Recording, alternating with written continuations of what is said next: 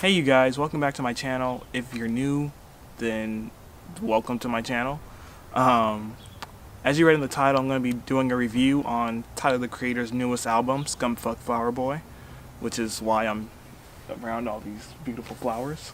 And I know what you're going to say, oh Cole, don't you know that listening to leaked albums doesn't help the artist and blah blah blah. Yes, I fucking know that and I feel kind of guilty about it, but I've been waiting for 2 fucking years for this shit to drop, and when I had a plug that linked me to the shit, I just couldn't wait any longer. So got my notes and let's get into it. Before I start the review off, this wasn't really what I was expecting for him to do. I thought it was going to be more of like, since he put out Who That Boy, I thought it was going to be more of like him doing more raps, and since he was doing stuff with ASAP Rocky, going on tour and stuff like that, I thought he was going to be trying to do more like trap influenced stuff, I guess. But I mean, because Who That Boy definitely sounds like a trap record, but kind of like twisted for him, and I thought that was going to be like what he was going to be experimenting on more, but it's like that's pretty much the only like rap song that he has in here, except for some of his other, maybe like 2 other songs. But yeah, other than that, this is really him like composing a lot of instruments together, and him experimenting more on that side of music rather than what I thought he was going to do with the rap parts. It's almost like Cherry Bomb 2.0, but just musically. Like, it's just where he left off in Cherry Bomb with his music, he's going deeper into like the compositions and the production and stuff like that, not necessarily like his raps, if that makes sense. The writing was still good, and it all kind of still ties together, of course, because it's Tyler, but it just wasn't what I had expected or like what I thought it was going to be. First song I'm going to talk about is Sometime, which is just like this 30-second Shane-powered golf radio interlude between the first 2 songs and the rest of them. And it's just him doing the whole radio announcer skit, and someone calls and you don't know who it is, and that leads on to the next song, which is See You Again, which is kind of Tyler's love song to whoever it is he's talking about loving in this album. In the song, he doesn't really specify who he's talking to, and then that leads on to Who That Boy, which obviously was the single that he dropped like 2 weeks ago. And in the song Sometimes, there's a phone call, and you don't really know who it is. And the next song is, of course, Tyler's like little love song to whoever this is, and you're still trying to wonder who that is, and then Who That Boy plays, and that's kind of like the whole connection, I guess, from that. So after that, the next song after that is Pothole with Jaden Smith, and I'm not really a huge Jaden Smith rap fan. Like, he's just whatever to me. His voice on this his voice on this song was really like, it contrasted the beat to it, because he has like a lighter voice than Tyler does, so I guess it kind of like contrasted each other. But other than that, I mean, it was a good song, but it didn't really like, he wasn't really that important to it. Like, he didn't really play that big of a part in it. The song is just Tyler talking about how there's people in his life that are kind of slowing him down, like potholes in the road that he's trying to drive down. Lots of car references in this, but mainly just what he should do about it, if he should stop and actually help them, and if he does, then will he, get stuck in traffic, as he says, or will it slow him down too? So I like that. It was a really clever, divisive song, but just Jaden Smith didn't really, help with it. Next song after that is Garden Shed, which is, some people are saying that it's a metaphor for coming out of the closet, and he's using the garden as kind of like, I guess he's using the garden phrase as a metaphor for him, like, blooming his sexuality, or it blossoming, whatever the fucking term for it is. There's a verse where he says, "That was real love I was in, ain't no reason to pretend. For the garçons, the feelings I was guarding." And if you've ever seen like the first 5 fucking minutes of Pulp Fiction, you know that garçon means boy, and that's who he's talking about guarding his feelings for, a boy. And another one, he says, "Truth is, since a youth kid, thought it'd be a phase like Frank, poof, gone, but it's still going on." And that's like the most referenced verse that he has going on in this whole media frenzy deciphering contest, I guess. But honestly, none of that shit should really matter, like, to the point that it's at now, because like every 5 seconds I see some little like Complex or Vox news article about, oh, we found another hint in the songs, we found another like piece of evidence or some shit. Like, dude, just listen to the music. let it be what it is. Like, you don't have to fucking decipher every part of it. And I don't know, people are just so extra now. Like, it just gets to the point where it's like you can't even put something out without people like over analyzing it way too much. Like, I feel like that's kind of like what Kurt Cobain would say with his songs. Like, every time he had something out, people would ask him like, what's the meaning, what's the meaning? Like, it's there. It's not anymore that you have to like, you know, look into. He's putting it out there and you can just take it for what it is, you know? I don't fucking know. Next song he has is Boredom, which is sadly very, very relatable to me. It's basically just him talking about how he has all these friends and all these people around him, but they're never to be found when he wants to go out and do fun shit. And I really like it when artists actually like make something that is almost universal. Like, everyone knows that feeling of being alone or being bored or being like in love or being over someone and just shit like that. Like, I don't know, it's really smart to me when artists do stuff like that, because it's more, it's like like everyone knows that feeling and it's more universally understood, I guess.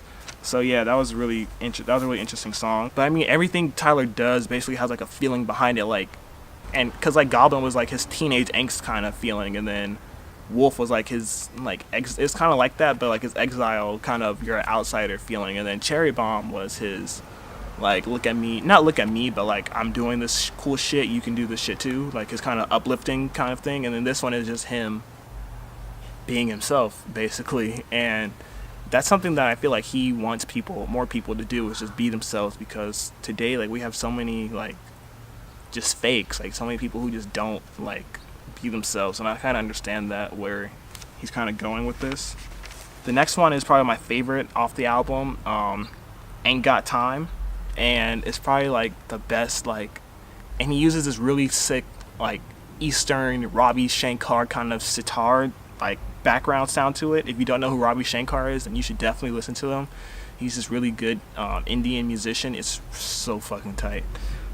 One of the verses he has in this song is, I've been kissing white boys since 2004, which is probably like the most, I guess, what people think is like the most direct reference to this being his coming out album. But either way, I still love the fucking song. 9/11, Mr. Lonely. Mr. Lonely feels like almost this whole theme around the album, like one of the themes. I think one is like loneliness and like isolation, and then the other one is kind of just like being in love and like caring about someone, but kind of like reminiscing about it, because I don't think he's still there. But yeah, it was still like a really good song. I feel like this whole album is like the theme of Tyler finding Tyler, because his other ones are kind of him like rapping as characters, except for Cherry Bomb pretty much. He's kind of like rapping as like Wolf Haley or Samuel or just Dr. TC, all these other characters that he's making up, but now it's like Tyler being Tyler. But that's really sick. I'm really happy that that's like where he's at now, and it's really tight, because it's like when artists kind of like free themselves from like all the other things that they're not hiding, but kind of like that they're burdened by, I guess that'll be the right term to use. They kind of have like no more, there's nothing more to hide, you know, like they can really like expand and like really be all that they can be. And I feel like that's what he does in this. Is like the composition is really good, the production is really good, like he writes some really good fucking bars in here, and it's really tight.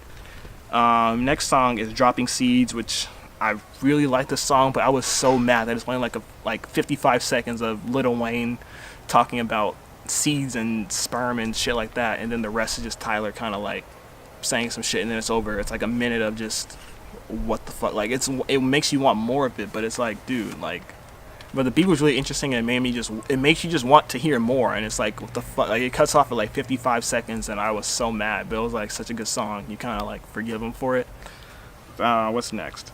November. Next song is November, which is pretty much like a reminiscent kind of song, just about him like thinking about simpler times and shit like that. Kind of him being paranoid a little bit that everyone around him is trying like to fuck him over, or just that he could lose everything that he's worked so hard for and wind up in Ladera, which he says is really shitty, but I live in Ladera, so I don't know how to feel about that. After that is Glitter, which is really like this lovey-dovey kind of summer fling song, which is, again, like the other theme of this album, which is kind of like just, I don't say hidden love, but it's kind of like just love in general, and then it's kind of like the hidden parts that he's been dealing with, I guess, because he has like the secret admirer, secret lover, whatever. So in conclusion, like I said before, I've been waiting for this for the past 2 years, and I've always been a huge Tyler fan. Like, he's fucking amazing to me. But I don't know, it feels like once you've waited for so long, you kind of build up an expectation. And when your expectations are their old work, and one thing about Tyler is that he always like, every album is something that he's feeling or where he's at in life. And this is really personal for him, I bet. And just me being someone who doesn't know anything about his own like personal life, of course, it's kind of hard for me like to really, it's gonna be hard for people to really like kind of, I don't say accept it, but kind of like groove to it, I guess, because maybe they're not in that same place that he's in. And with anything that's that personal, it's kind of hard to critique it and kind of hard to like say, what do we do with this? Because Tyler has such like a mythology to a lot of his other works, like Goblin and Wolf are kind of just big skits. Even Cherry Bomb feels like it's part of that whole mythology with the Okaga, California, and you know, all the other songs that he has on there that feel like just really good and like really good and bright and uplifting. And this one's kind of like more, it's raw, and I don't know, it's weird. Like I liked it. I liked some song. It was like I got split in half. I liked half of it and I didn't really know how to feel about the other half because I'm just not there. I'm not in that mood or in that place in my life, I guess, if that makes sense. So yeah, it's kind of a hard thing to judge or critique, especially being this personal, but I still liked it. It wasn't like the worst thing ever. It wasn't anything bad I can really say about it, but it's just that personal part that kind of makes it hard to say like, yeah, I liked it, no I didn't, because it's just not where I am. I can't really relate to it, but it's still something that he did and I still wanted to hear it so bad. I don't know how early I'm gonna put this out before the album comes out, but I don't know. I just hope you form your own opinion, and if you don't agree with mine, then comment it. But I don't know, when you hear it, listen to it a few times, because it's definitely like a deep kind of, it's definitely one of those things you have to listen to maybe 3 or 4 times before you can actually start piecing it together, especially with Tyler stuff, because he puts everything like together, like it all connects somehow. And this one definitely has those little puzzle pieces that you can put together and figure out what he's talking about to a certain extent. And yeah, when it comes out, you can come back and leave your opinion on it or tell me what you liked about it or what you didn't like, and we can discuss it in the comments, I guess.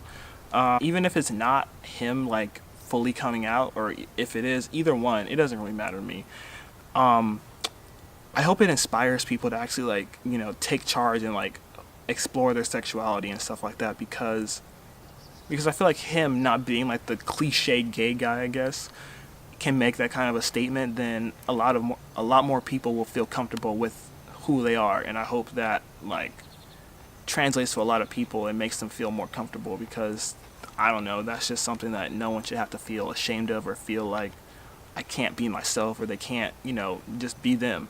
So I hope that does inspire people, and I feel like it will, just because Tyler has that diverse fan base. And I don't know, I hope you guys enjoyed this. Fuck, oh my god. But yeah, I'll be doing another review, and see you guys next time. What the fuck was that? Ew, that was so gross.